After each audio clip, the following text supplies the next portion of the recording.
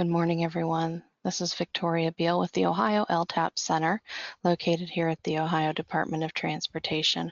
We're very pleased to have with us this morning Mica Flanagan, who is our OJT, on the job training program manager. I know that she has a much bigger program that she manages actually, but this morning she'll be talking to you about the OJT portion. And before I turn things over to Mica, I have a couple of housekeeping items. First off, in order to cut down on background noise, we're going to keep everybody muted during the webinar today, but we do have a way for you to ask questions, and that's through the question box and the GoToWebinar panel that should hopefully be displayed on your computer screen. Please enter your questions in that panel section throughout the webinar. Don't wait till the end, but we are going to hold questions actually until the end. So as you have questions that come up, put them in there, and then when Mica's finished, I'll read those off to her for a response. And if you need anything else, you're always welcome to put a question or comment in the chat pod too. So we are attempting to record this webinar, and if we're successful, we'll send a link of the recording out to everybody. If we're not successful, and that happens on occasion, at least you're here live and in person to be able to participate, and we appreciate your time this morning. So with that, Mica, are you ready? Yep, I'm here. Great, thank you. Hello, everybody. My name is Mica Flanagan, and I work with Deborah Green and also with the Division of Opportunity, Diversity, and Inclusion at ODOT. So I'm here to talk to you a little bit about the OJT program and some updates we have. I know a lot of you tuned in last time with back in October. We had a webinar, and I'm going to be repeating some of the stuff that I talked about then, but we do have some updates, and so we need to let you guys know about those. The last year we've had some ups and downs with the program where we've been trying to get the program off the ground, so we really appreciate you guys bearing with us. We've given you a lot of information, and I'm sure at times it's been overwhelming. So I admit it's been a little overwhelming for me too. So we are going to continue working towards making this program great and supporting you and helping you to understand what we need to do with the program. So I'm going to talk a little bit about some things today and the changes that have happened in the last few months. So prior to the webinar, you were given the FAQs, and I apologize, there were a couple errors on there. I removed some of the FAQs and some of the numbers didn't update. So I apologize for that oversight. And number 32 didn't have an answer, but that's more of a prevailing wage question. So I would defer that question to the prevailing wage people to help you out with that. But we're not really looking at prevailing wage when we talk about the OJT program. That's more of a prevailing wage question, if that makes sense. So let's move forward with the slides. Just a quick review of what was covered in the last webinar. We're going to talk quickly about why does ODOT have an OJT program, what is an apprentice, federal regulations for the OJT program. We're going to review the goal, and we also have a new goal for 2020. And we're going to review how to calculate the progress towards the goal. We have an update about the business size threshold exemption that we talked about last time. We're going to talk about good faith efforts. We're going to talk about OJT, the apprentice goal for 2020, and take your questions. So why does ODOT have an OJT program? Federal dollars are used for heavy highway projects. They must be used equitably in all federal highway contracts, you know, for big companies, small companies, women, minorities, disadvantaged persons. Everybody should be able to use those federal highway dollars. It shouldn't exclude anybody. And it's the policy of Federal Highway to require full utilization of all training and skill improvement opportunities to assure the increased participation of minority groups and disadvantaged persons and women in all phases of the highway construction industry. Plus, it's a right thing to do. What is an apprentice? An apprentice is a person who receives on-the-job training in construction trades through an apprenticeship program registered by the U.S. Department of Labor Bureau of Apprenticeship and Training. And I know also with the state of Ohio Apprenticeship Agency, and that is called Apprentice Ohio. And that is ran out of the ODJFS, Job and Family Services. So just some regulations for the OJT Apprentice Program. 23 CFR Appendix B, Subpart A is where you can find all the information for the OJT program. And at the end of 2018, Federal Highway approved our ODOT's OJT program. We developed a customized version of the federal OJT program, and that program plan was approved and posted on the website. So we are going to be revising that plan based on some of the feedback we received recently from Federal Highway. I'll talk a little bit more about that later. Just to review the goal.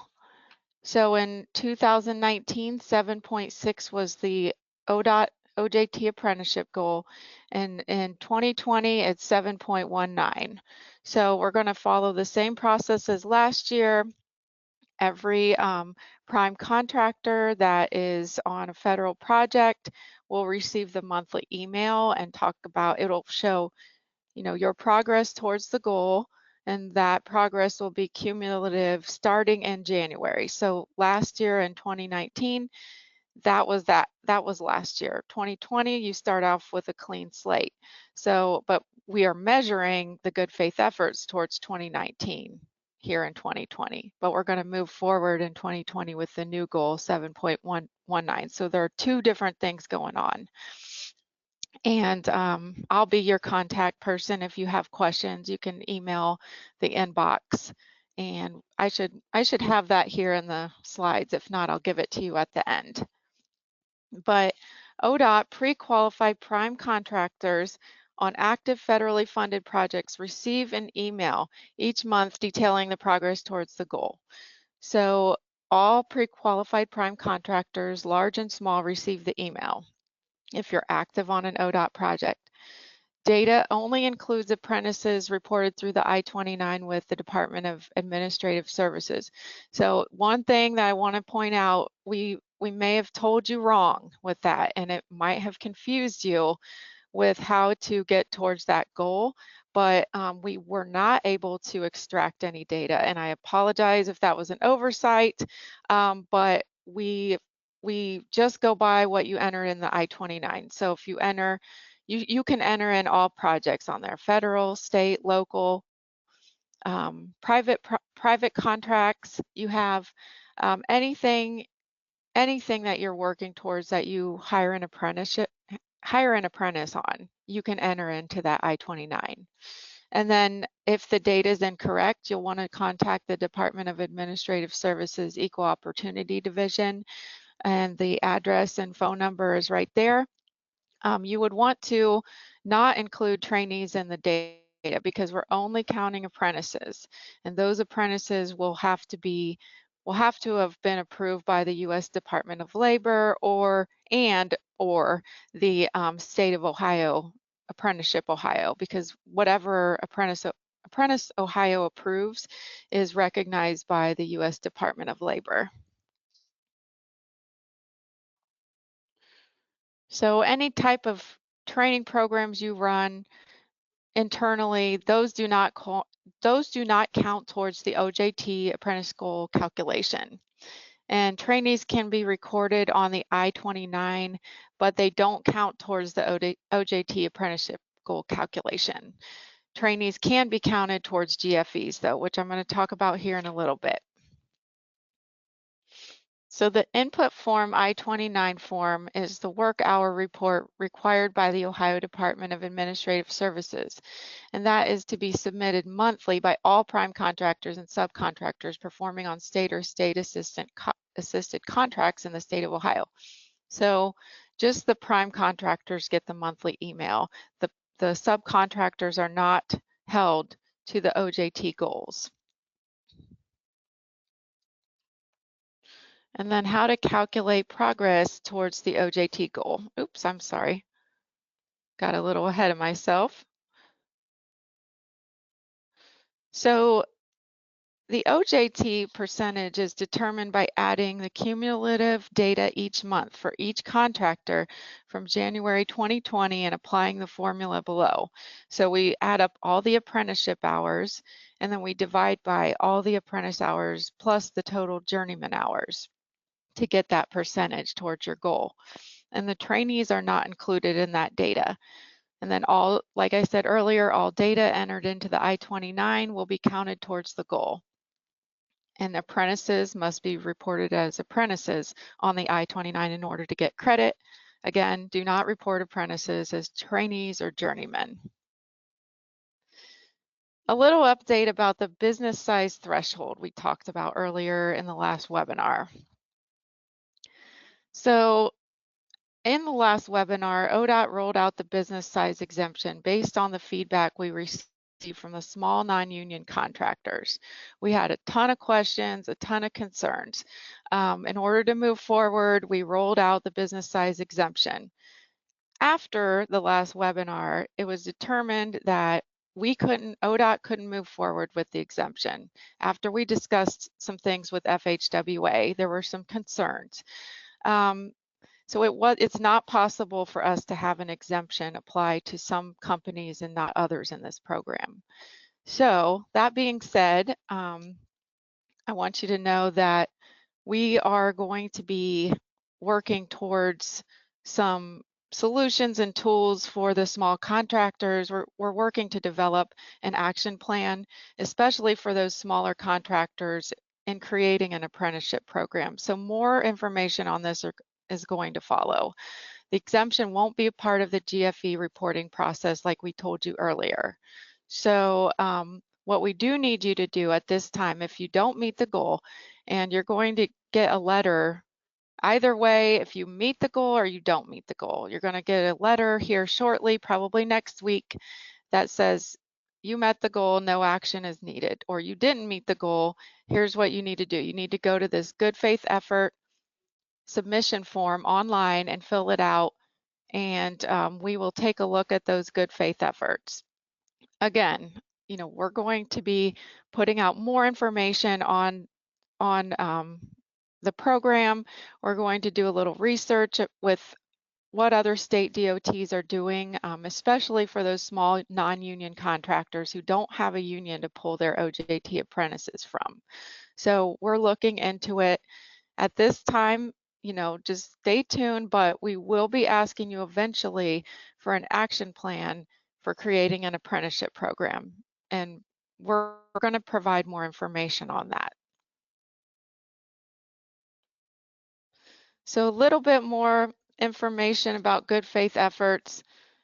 I know last time in the last webinar, we talked about how we're going to collect the information online. Same, that process hasn't changed.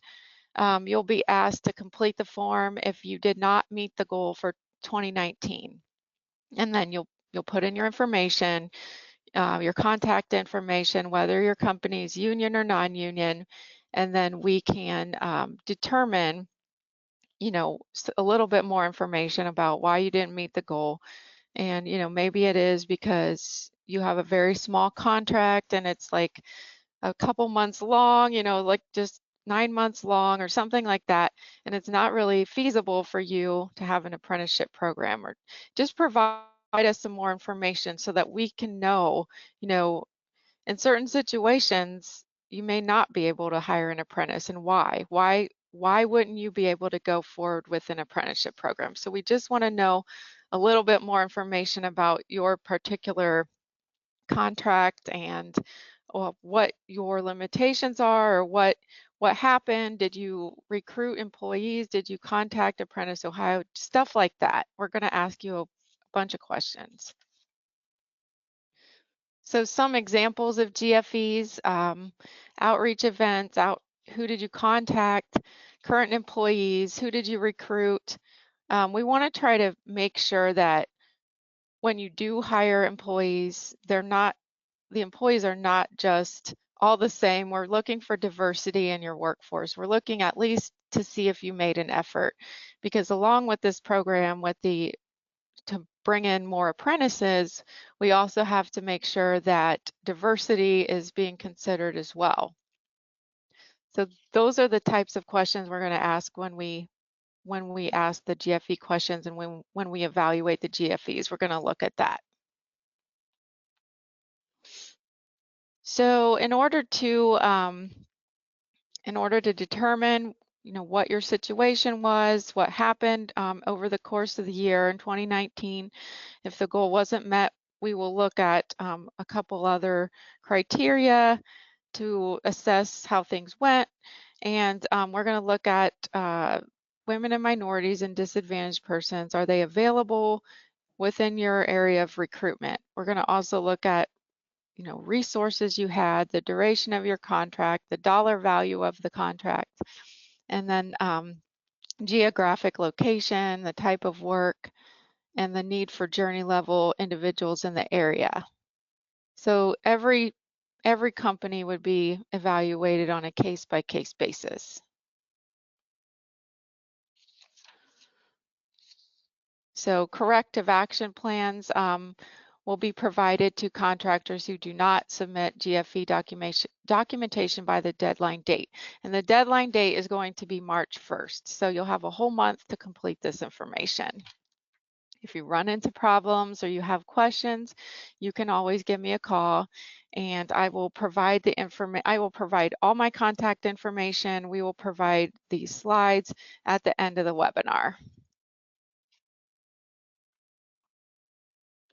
So this is the Good Faith Effort website, and you'll have it when we send this slideshow out to you. You can use that website to submit your good faith efforts if the goal was not met. The apprenticeship goal for 2020 is 7.19. How did we pull that number? We obtained the number of work hours from the I-29 from prime and subcontractors for the past 3 years, beginning January 1st. We look at the number of apprenticeship hours reported from prime and subs for each of the 3 years, and that would be 2018, 17, and 16 in order to determine the 2020 goal. We want to look at 3 full years. So at the time the 2020 goal was determined, it was still in 2019, so it wasn't a full year. And then ODOT will determine the percentage of apprenticeship hours compared to the total number of work hours for each of the 3 years, and then take the average or mean of the percentage of apprenticeship hours. So a little bit about what counts towards the goal. As I mentioned earlier, we told you differently in October, but any data prime contractor enters in the I-29 will be counted towards the goal.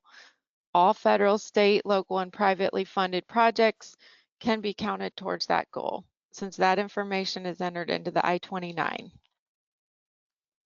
All right, as I said earlier, we will be emailing everybody the presentation, and at that time I'll ask Victoria to get everyone my contact information if you don't already have it. So what questions do you have at this time? Mica, I also have uploaded the presentation into the handout section of the okay. GoToWebinar panel. That's the first time I've done it, so I just wanted to make sure everybody knew it was there, but I'll still be sending it out via email. And your audience has had some really good questions for you, so I'm going to go ahead and read the first one off. The first one says, we attempted to get a recent high school graduate into the laborer's apprenticeship program and were met with resistance. They just wanted to sell him a journeyman's book even though he has no experience. Any suggestions? Okay, so it sounds like a union. You're trying to get a recent grad into the union program, and they gave you resistance. Yeah, this sounds like a pretty specific type question to that situation. Would you want me to ask the individual to contact you directly on this one? Yeah, I mean, I haven't worked specifically with the unions on any of this. So, I mean, there might be that opportunity in the future, but right now I haven't done any of that. And I would say that that might be a question for that particular union. I'm not sure why they gave you resistance. I'm sorry that happened. But let's just put that on the list of questions, and we'll look at it again. Absolutely. We have that individual's contact information, so I'll make Okay. sure that you get that, and I'll let her know that to follow up with you directly. The next question is, our numbers are closer to 10%, but you're reporting that we didn't come anywhere near the target. We've submitted data to the source you've provided multiple times with no response. How do we ensure we don't need to do the GFE form when you're reporting that we didn't meet the goal, but we believe we've far surpassed it? Okay. In the case of the last question and this question, you would want to just let us know that information in the GFE process. So sometimes we've had some issues with the Department of Administrative Services data, or if they don't call you back or the data isn't corrected, just let us know that information in the GFE process, and we'll address it at that time. But if you're telling us what the information is and it hasn't been recorded for whatever reason, then put that in the, like I said, the GFEs. That way we know what you've actually done, or we believe you, but we just want to have more information, if that makes sense. Okay, I've got the next question for you. It says the slide for GFE reporting still indicates a 39.5 M, I take it that means million, threshold under request for Apprentice Ohio. Should that be removed? Okay, say that question one more time. The slide for GFE reporting still indicates a 39.5 million threshold under request to Apprentice Ohio. Should that be removed? Boy, you guys are on it. I'm sorry I didn't catch that, but yes, that will be removed. I told you had a lot of good questions in here. You've got a great audience. You're All smart. They right. always give me good questions. The next one is Ohio Business Gateway they want to know, is the Ohio Business Gateway the only method to submit the I-29 data? Yes, that is the only method to submit the I-29 data. Next question, who is the point of contact should corrections be submitted to DAS, but those corrections are not accurate and no solution from DAS or ODOT? Sounds like we're having some issues with DAS and the reporting and the accuracy. So we're going to have to look into that. But again, put that on the GFE form. Let us know specifically what the numbers should be. And then we will follow up with you or look into the reporting with DAS, because it sounds like there's a lot of issues right now. Okay. Next question. Can you please explain again what a small contractor should do to explain our lack of an OJT program? As I mentioned in the presentation, there's no cause for alarm. However, we don't have the exemption anymore, but we are going to be doing some research and come up with some solutions for those small non-union contractors. So eventually, within this year, we want to have all of those contractors come up with a plan in order to develop an apprenticeship program. So we are going to be communicating with you more about that. But for now, submit those good faith efforts. And if you didn't meet the goal, and then we will provide more information to you. Okay, next question. What is the sales volume limit that have to comply, or do all contractors have to comply? All contractors, big and small. So all prime contractors have to comply. It doesn't matter what the sales volume is. small and large prime contractors on federally funded projects have to comply. And those are the contractors that receive the monthly email. All right, next question. Union apprentices have ratios that apply. If a union apprentice is working and doesn't meet the ratio, we have to pay journeyman wages. So the I-29 counts them as journeymen. Do you have a way to account for that in your calculation? If the goal wasn't met and you did have to pay somebody as a journeyman, but they were actually an apprentice, just again, put that on the GFE form. Let us know what the situation was. So, I mean, I would absolutely look at that and say, okay, that's a legitimate reason why the goal wasn't met. Okay, next question. I understand that prime contractors might get credit for their subs apprentice participation. Let me start that over. I understand that prime contractors might get credit for their subs apprentice participation. Will there be more information on this? Okay, so the I-29, every prime and sub is supposed to count their own information. Technically, you're not supposed to put your subcontractor's information into that I-29 form because they're supposed to be doing it themselves. So let's just say that you didn't meet the goal as a prime contractor, but you do have subcontractors who actually employ apprentices. At the time of the end of the year, when you're going to receive this letter here in the next week saying if you didn't meet the goal or not, telling you what to do. If you didn't meet the goal, but you have subcontractors who have apprentices, you can put that information in the GFE, and we will consider that as a GFE. Okay, just a quick reminder to everyone, if you have questions, please go ahead and send them in through the question panel on the GoToWebinar box on your computer. We do have two more questions here.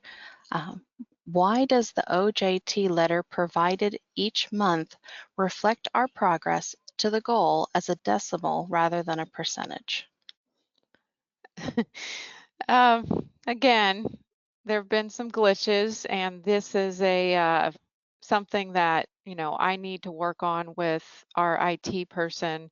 For some reason, last month it sent it out as a decimal. It's a automated process, a big mail merge that gets sent out over email. So it was a technical problem, and as I mentioned, we've had a good number of technical issues and a good number of programmatic issues that we've had to work through in the last year. So I really appreciate your patience.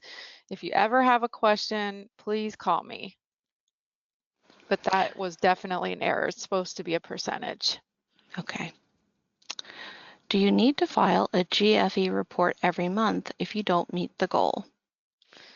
The GFE report is only requested at the end for the end of the year. So it's only once a year, and it's going to be now, like after the first of the year, based on all the activity from the previous year if you didn't meet the goal. So it's only once a year. However, we may follow up with you on that. Just kind of depends on your situation. So, but if you have a lot of good faith efforts and it's clear that you're trying to make an effort, I mean, you obviously are in compliance. So that's something that we'll just have to determine on a case-by-case basis. They took me seriously when I said put questions in the question pod because they're coming in fast and furious now. All right, the next one says, please explain again why the 39.5 million guideline went away and why we cannot continue to count internal training as OJT efforts. Okay, that seems like a couple different questions. So first, we can't count internal training because we are only counting apprentices through this program. So I know in years past, we had a lot of just like backyard training plans that weren't really training plans, that people said were training plans, and they were just not, they weren't up to par, and they weren't something that needed to be approved, but they may have been approved. So we are only counting the apprentices in this program, but you can put any trainees and explain your efforts in the good faith effort process. Explain what's going on. As to the 39.5, again, we were getting questions fast and furious all year, and a lot of people were panicking, and we as ODOT said, okay, we've met with a couple of companies. We are going to put a 39.5 threshold on this. But then after the webinar, we discovered that we weren't able to do that. So that was we should have been more careful in how we rolled that out. But we talked to Federal Highway, we're not able to do that. So we can't put a limitation on some companies and not others. So it was one of the glitches that happened this year. So I realize that's not what we told you, but we are going to be doing some research here in the next month, and we are going to come up with some tools and solutions that we can give, especially these small non-union contractors, because we know that you guys have a lot of concerns, and we recognize that, and we are going to see what we can do to make this a realistic program for you that you can work with.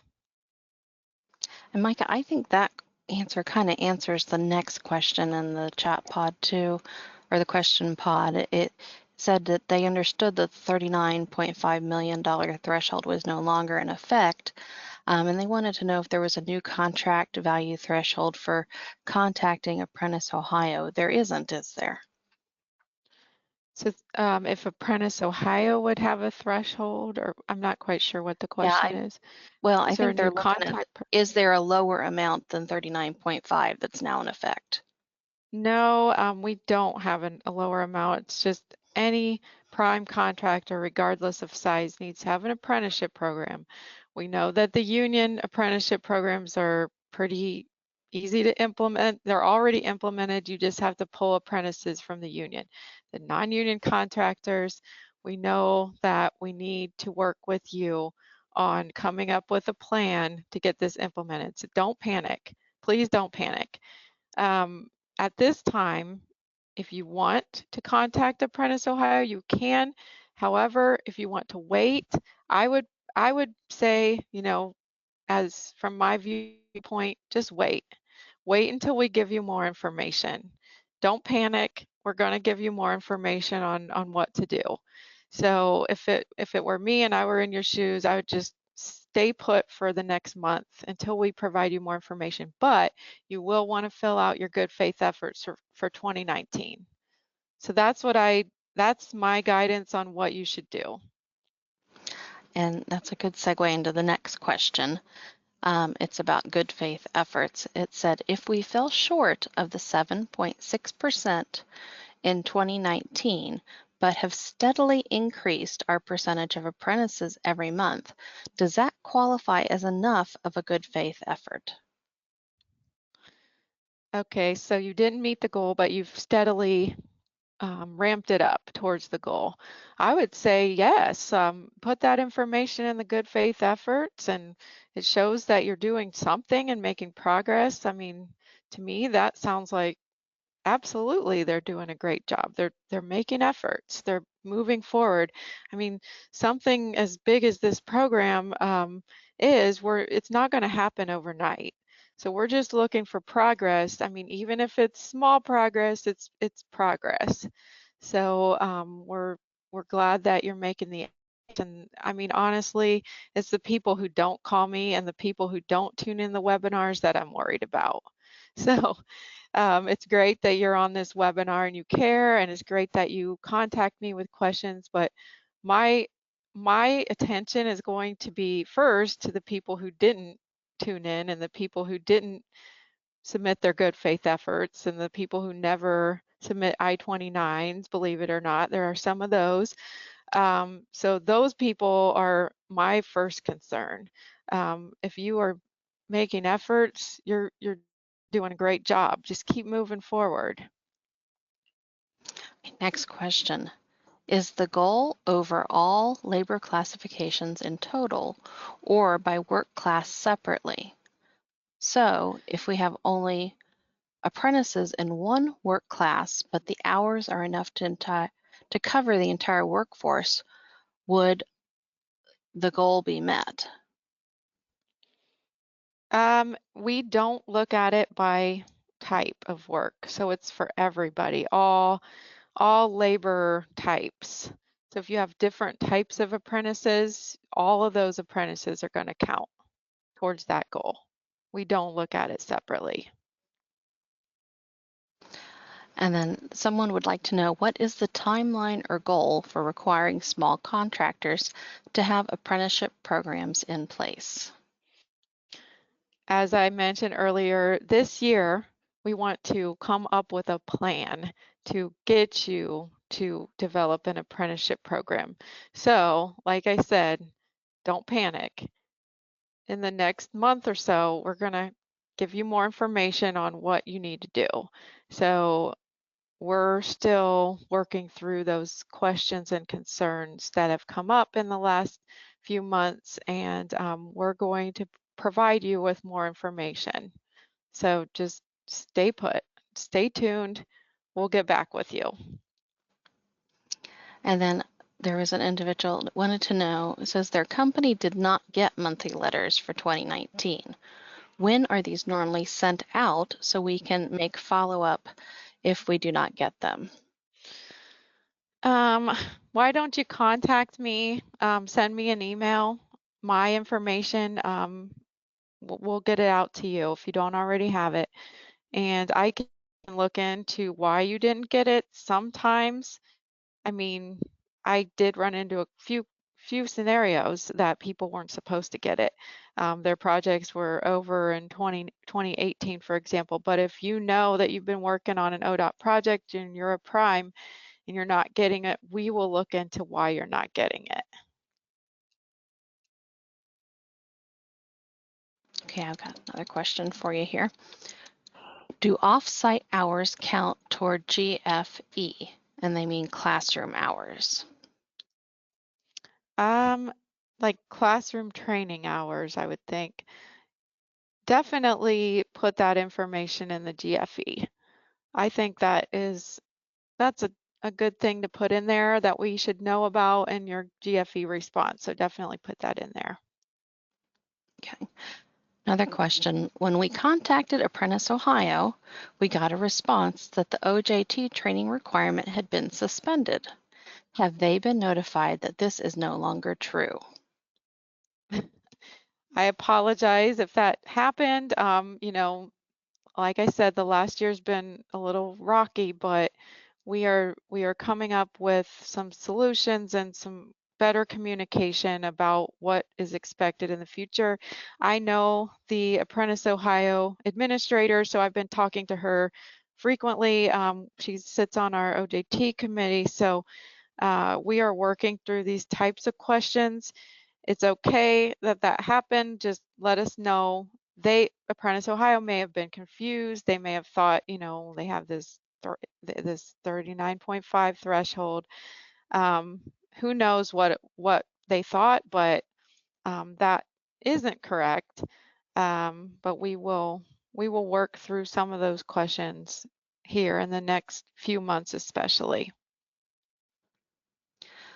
Hopefully, we have all the questions in because I'm up to the very last one. But if we don't have all the questions in, please, go ahead and get those typed in and sent in. We do still have some time left in the hour that was allocated to be able to answer those for you. So Mica, if no other questions come in, this might be the last one. It says, for a non-union contractor, is it expected that the apprentice program will increase cost to complete a project or projects? Is this something that may affect estimates for future projects to capture that cost?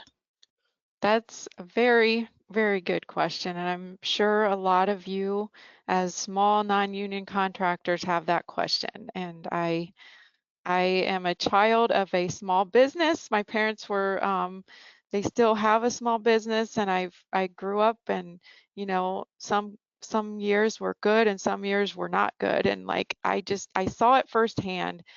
Um, and growing up, and I can sympathize with you. So I see things from your perspective in a way, and these are the types of questions that I would like to work with Apprentice Ohio over the next few months and help address for you, because I know that the margins are much smaller, and you have a lot of concerns, and we're going to be working towards those questions, towards answering those questions, and Apprentice Ohio can give you more of the specifics on that. I would like to sit down and talk about those concerns with them. So just know that, you know, your questions are being heard, and we are going to address those questions and consider those questions. Mica, as you were saying that, a comment came in and they said it's not a question, but just a huge thank you to you and your team for the efforts that you put forth and that you're making to assist, they said, us small non-union contractors, and for reassuring us not to worry. So Aw. I think that speaks volumes that really, you know, you're working together with, you know, the folks who are on this webinar and those who are a part of the contracting community and working towards this OJT goal, because, you know, really it's a goal that has to be met. There's no question about that. And the fact that everybody's working together to meet that same goal, you know, it's almost like when, you know, you have interest-based bargaining going on, but in this case, it's just interest-based efforts to meet that Right, that's OJT right. goal. So, Right. and there's another comment that came in, Micah, I do appreciate this remark that you understand small business, because small non-union companies are not just many versions of large union companies. So, Right. yeah. Right. I mean, I grew up with it. I saw the struggle. I saw the struggle on my parents' face every day. And you know, they made it work. And so I completely understand where you're coming from. And um I just have to say that we're going to be working with you. So hang in there, hang tight. We do have one more question that came in. Um, and the question is, we have a small percentage of work hours attributed to federal jobs. Why is the, and they put 7.19 calculated on the total hours reported on the I-29 and not just the federal job hours? Hmm. So you're saying, why is that 7.1 allocated towards all of the projects and not just federal dollars?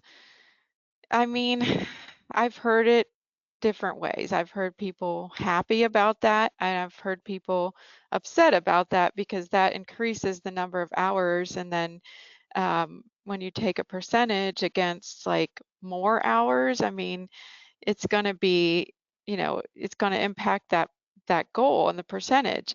So if you're looking at a percentage towards smaller number hours, you know, just towards those federal numbers, it kind of just depends how people report their data. If they're reporting it on all projects or just the federal projects, maybe your company only hires the apprentices towards the federal projects. So it'd be more advantageous if percentage was just taken towards those federal dollars.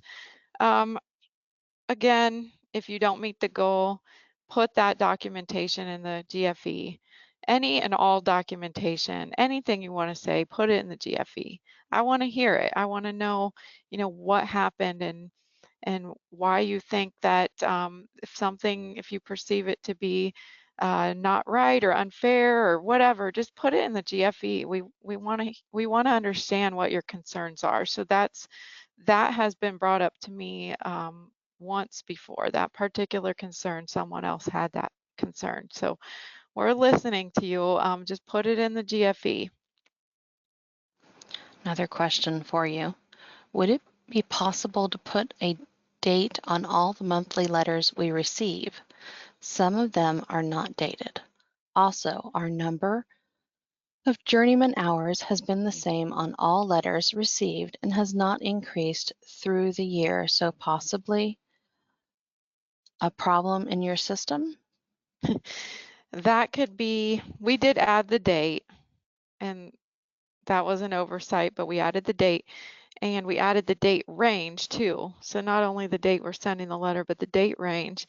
And also, again, that could be an issue with recording the information with DAS, the business gateway system. Those are the types of things that we're going to have to address moving forward. So I'm going to look to see like how many people have issues with the business gateway, and if they don't get the data corrected, how many of those types of situations there are, because we're going to have to evaluate what we're going to do about that moving forward if a lot of people have concerns. So just let us know. Let us know in the GFE process. Okay, another question. If we have out-of-state projects that are federally funded and working towards OJT goals, does that affect the percentage or GFEs? Well, I mean, whatever information you put into that I-29 is the information that goes in there. I believe that is only for state of Ohio contracts. The state of Ohio, through the Ohio Business Gateway, requires all primes and subs to put that information into the business gateway. So I'm sure it's only for state of Ohio jobs. That's what I would say. You know, that's what I recommend. You only put Ohio information in there just because it's Ohio asking for that information. So in terms of out of state, you know, other state DOTs have OJT programs, so they should be looking at their data as well for their state. So your data might, depending on how they run their OJT program, your data would come in through them if it's like depending on how they report it through that state DOT. And we have someone who would like to know, what is the deadline for the GFE letter? So the next Monday, I'm going to be working on those GFE letters, or letters letting you know, if you didn't meet the goal and how to submit GFEs. And I'll be sending that out. And then by March 31st, if you can have all your data put in, or all your information put into that GFE form, that's the deadline. If you run into any problems while you're trying to submit that information, let me know. But we're going to, on March 1st, I'm going to pull a report to see who's submitted and who hasn't.